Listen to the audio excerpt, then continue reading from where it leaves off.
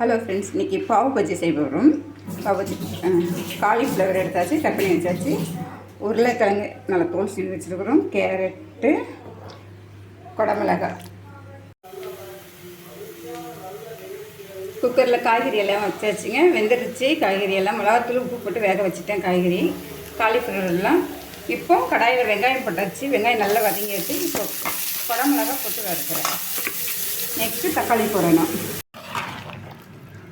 அப்படி தக்காளி வெங்காயம்லாம் வதக்கி இஞ்சி பூண்டெல்லாம் வதக்கியாச்சு. குடமிளகாய் நல்லா எல்லாமே வதங்கிடுச்சு. குக்கரில் வச்சுருந்த காலிஃப்ளவர், உருளைக்கிழங்கு, கேரட்டெல்லாம் போட்டு நல்லா கொஞ்சம் லைட்டாக மசிச்சு உப்பு எல்லாமே சேர்த்தாச்சு. இது ரெடி கொதிக்கணும், ரெடியாகணும். பாவு பஜ்ஜி ரெடி ஆகிடுச்சிங்க. இப்போ வாங்க சாப்பிட்றதுக்கு. ஒரு 3 சப்பாத்தி வைக்கிறேன்.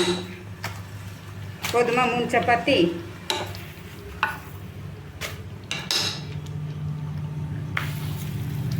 மூணு சப்பாத்தி வச்சாச்சு. கொஞ்சம் பாவு வச்சு வைக்கிறேன். சாப்பிடுங்க. சாப்பிட சொல்ல தண்ணி குடிச்சிக்க. எப்படி இருக்கு நீ பார்க்க டேஸ்ட்டு சொல்லு. போதுமா 3 சப்பாத்தி? அம்மா செய்கிறது. இந்த ஆகட்டு ஆகட்டு ஆகட்டு